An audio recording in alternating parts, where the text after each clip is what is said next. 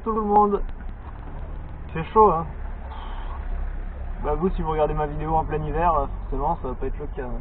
Mais bon, là ça s'est bien réchauffé. Donc je vais vous faire un peu le bilan de ces derniers jours. Puis ça va sûrement être la dernière vidéo des vacances. Voilà, les vacances road trip acte 2 2019. Le Nord. Donc voilà, bon, j'ai dû écourter, j'ai fait un petit mois, comme l'an dernier. L'an dernier j'ai fait un mois, là j'ai fait un petit mois. J'aurais voulu rallonger, faire 2 mois cette année. J'étais un peu retardé sur le départ, je sais plus exactement qu'est-ce qu'il y avait, enfin bref. J'avais des occupations et après j'ai été encore bien retardé parce qu'il a fallu que je remplace ma femme de ménage en attendant de trouver quelqu'un d'autre. Mais voilà, sinon j'ai dû faire un bon petit périple. Ça a fait quand même une bonne coupure. Je suis prêt pour attaquer en pleine forme. Donc pour donner le parcours un peu, bon, au début j'avais fait Bergerac-Bordeaux juste 2 jours je crois, parce qu'il y avait un séminaire aussi je crois. Après je suis retourné à Bergerac, après j'ai fait Annecy, Villefranche-sur-Saône, Villefranche-Grès, Grès, Épinal, Épinal, Colmar, Colmar, Neuf-Brisac, Neuf-Brisac, Fribourg en Allemagne. Ensuite je retraverse la frontière, Obernai, donc entre Obernai et Colmar c'est la route des vins. Obernai, Strasbourg, Strasbourg-Reims. Et après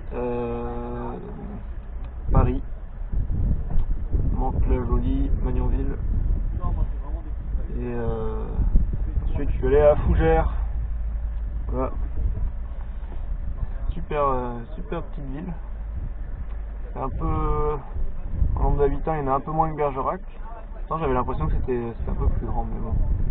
Après, juste une impression. Donc c'est le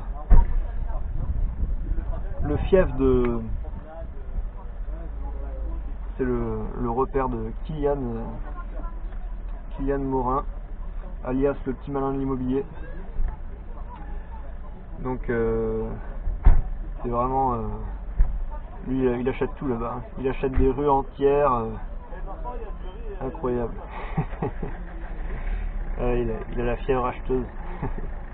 Ouais, c'est un mec super sympa. Si vous ne l'avez pas encore rencontré, à l'occasion, n'hésitez pas. Il est très abordable, très gentil. Et surtout, il n'y en a pas beaucoup, hein, des comme lui, des surdoués comme ça. Des petits surdoués de l'immobilier qui ont attaqué très jeunes. Il y a Guilhem aussi, il y a qui d'autre. J'en ai rencontré un à l'apéro IMO là, mais bon, ouais, il avait 21 ans aussi, je crois, mais le gars il commence à me dire ouais, j'ai 18 apparts.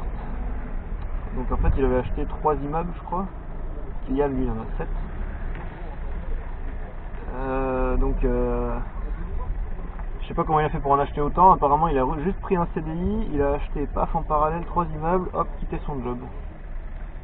Mais on pouvait pas trop échanger, ce gars-là, il avait pris la grosse tête un peu là. Bon, c'est pas grave. Mais en tout cas, ouais, il avait un parcours qui semblait inspirant aussi. Déjà, c'est, tu vois, le fait déjà à cet âge-là, déjà d'entreprendre, de faire sauter les peurs, faire sauter les barrières, de comprendre le mécanisme, de pouvoir passer à l'action. Enfin, moi, ça s'est fait plus tard parce que, voilà, je pense que c'est un peu pareil. Là, Kylian, il est rentré dans la vie active très jeune. Il a commencé à faire de l'alternance. Je sais plus, il a fait un CAP peut-être maintenance industrielle, un truc comme ça. Et il a bossé en CDI très vite en tant que peintre, mais il faisait un peu tout. Et c'est là qu'il a commencé à investir. Et il a vraiment, on va dire, il a poussé les portes, il a dû faire, je crois, 20 banques à un moment. Et voilà, il a réussi à obtenir les financements parce que ça lui donnait les moyens et il est tombé sur les bonnes personnes. Mais voilà, on dit, enfin, on peut dire qu'il a eu de la chance, mais d'un autre côté, il a fortement provoqué la chance aussi. Il s'est donné les moyens d'arriver à ses fins et et de pouvoir avancer. Alors aujourd'hui il a quitté son job, donc il vit de son activité. Il est rentier, comme il aime le rappeler aux banquiers.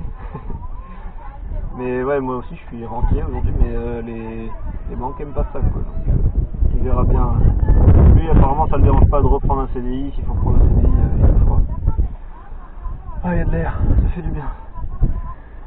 Ah. Donc du coup, Kylian vient de sortir un livre.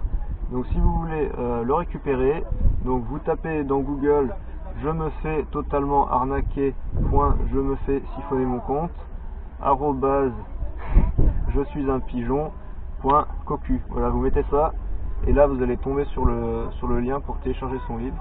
Donc il vous demande votre numéro de carte bancaire tout de suite, mais vous inquiétez pas, c'est juste pour une vérification et pour vider votre compte, et puis voilà. Non, bien sûr, c'est des petites blagues, c'est pas vrai du tout. Donc en fait, si vous voulez le retrouver, il faut aller sur sa page Facebook, Le Petit Malin de l'Immobilier.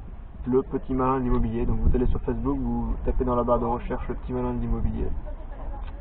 Et puis là, voilà, il a fait imprimer des bouquins. Pour l'instant, il peut en envoyer en papier, mais bon, c'est fastidieux. Il y a des coûts de livraison qui sont assez chers.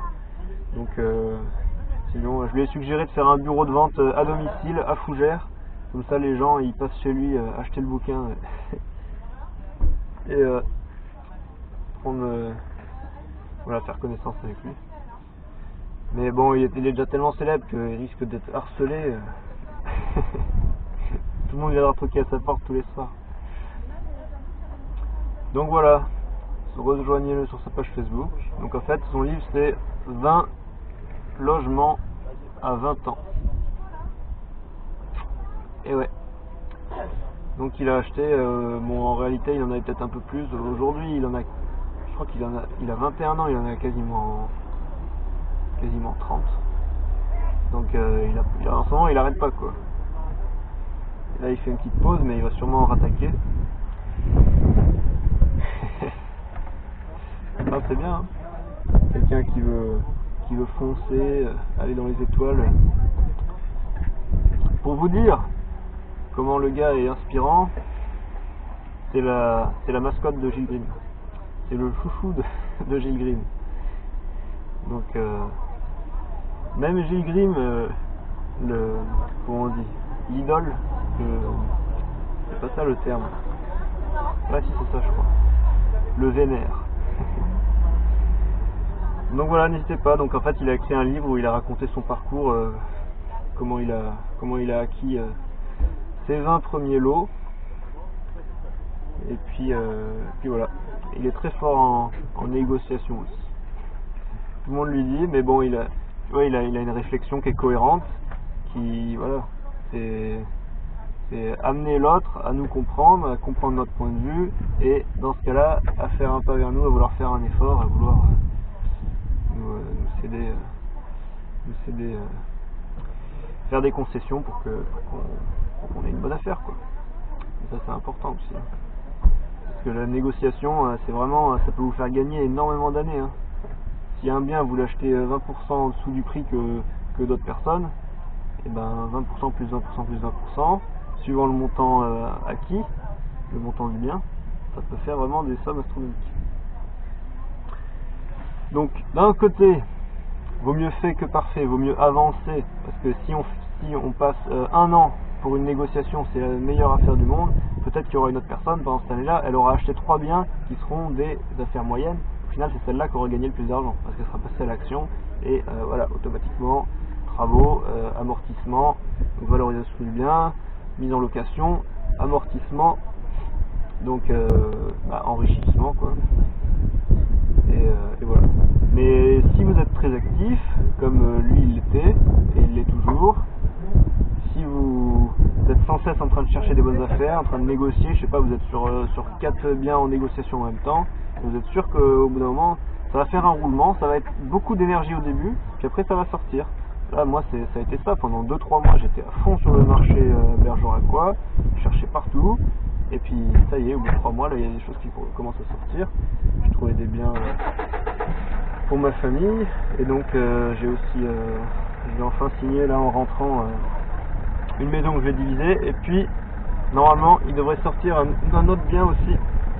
Donc pareil, une maison que je vais diviser en 4 et que je ferai en marchand de biens. Donc là il faut que je monte la société de marchand de biens, il faut que je trouve un avocat fiscaliste en droit des affaires ou alors un expert comptable spécialisé en droit de l'immobilier qui pourrait m'accompagner pour faire ça.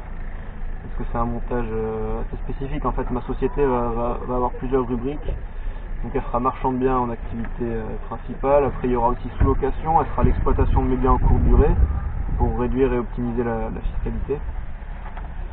Et après il y aura plein d'autres rubriques, mais ça on verra plus tard. Donc je croise les doigts, je vais refaire une contre-visite semaine prochaine, puis on va voir ce que ça donne.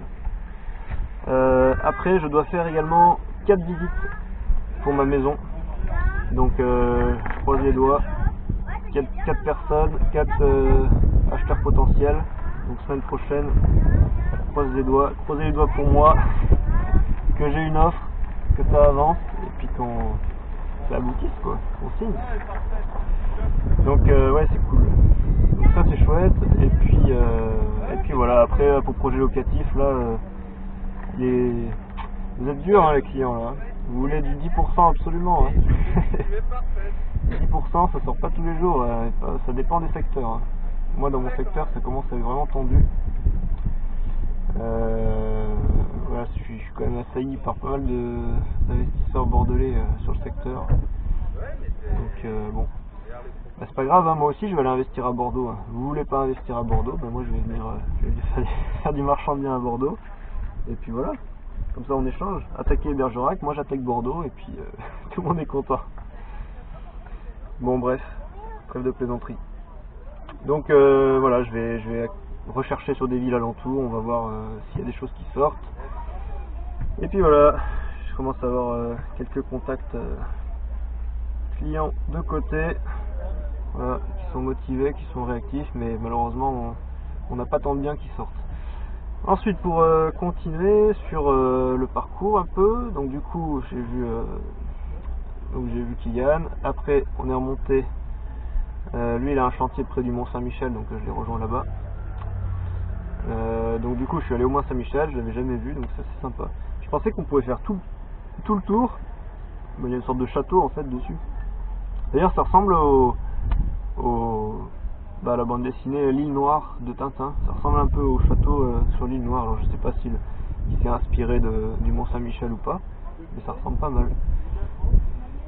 Donc du coup ouais, on peut faire juste une boucle devant le château et après il faut rentrer dans le château, donc c'est gratuit pour les moins de 26 ans, donc si vous avez moins de 26 ans allez-y, ou alors demandeur d'emploi. Donc du coup si vous voulez y aller gratuitement, vous travaillez un mois, non pas un mois, il faut travailler je crois c'est attendez, je sais plus, 3-4 mois, vous vous mettez au chômage et après vous pouvez y aller gratuitement. Voilà, donc moi j'ai pas pris le temps d'y aller parce que j'aurais pu me connecter sur mon téléphone, mais bon, c'est galère là pour l'emploi, en plus ils ont modifié les identifiants, l'inscription est un peu plus compliquée. Donc voilà, c'était super sympa et c'était un temps, il pleuviotait, il faisait pas très beau, c'était couvert mais ça a été. Donc je vous montrerai pas mal de photos, pas mal d'images de tout ça. Et donc voilà, donc j'ai visité ça, et puis finalement il y avait pas mal de monde. Je pensais que ce serait moins fréquenté du fait de la météo, en fait non, il y avait carrément beaucoup de monde encore, mais ça a été quand même. Donc il y avait la fameuse omelette de la mère Poudlard, donc Poulard, voilà. Donc là on a un chien assis avec une porte, ça c'est des lucarnes, ça c'est des chatières, c'est pour la ventilation sous toiture, donc là il y en a une grande, il y en a des petites là-haut. Et ça s'appelle une noue ou un coyot, quand il y a 2 pans de toiture comme ça. Si vous voyez le fêtage, il suit comme ça. Et ensuite il y a un raccord de toiture comme ça. Ça s'appelle une noue. Donc du coup là, j'étais chez mon grand-père à l'île d'Olonne, donc là vous verrez, il y a la plage et tout.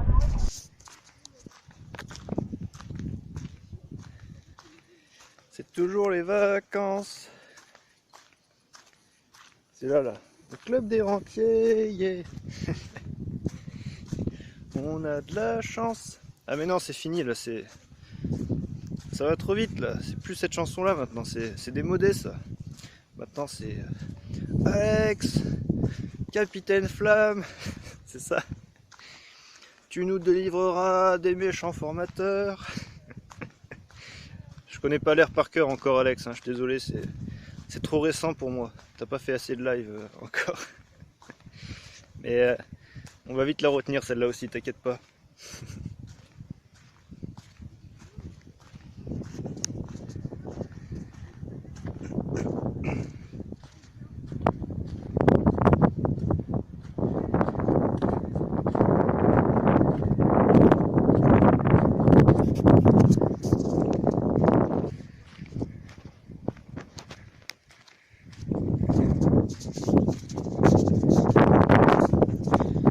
Ah, c'est bon. Marcher, encore et encore. Voilà, il y a du vent là, vous n'allez rien entendre après. Bon, bah, petite pensée à vous là qui êtes en train de crever de chaud dans une salle de séminaire où ça sent le fauve, dans un sous-sol.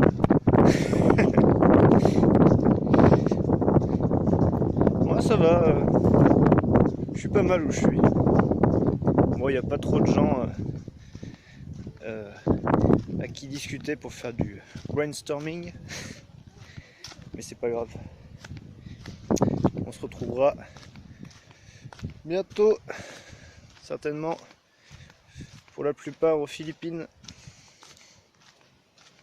Ah, ça y est, on arrive.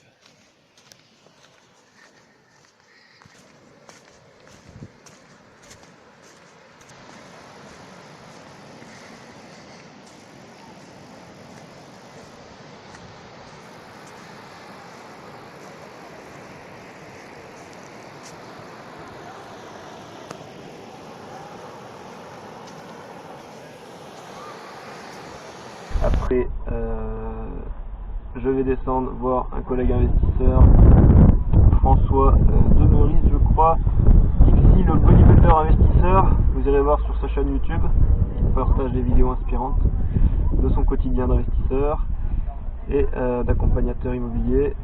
Et moi, je vous dis à bientôt pour la prochaine vidéo. N'hésitez pas à vous abonner, à partager, à mettre un petit pouce et puis télécharger la formation gratuite juste ici. Ciao!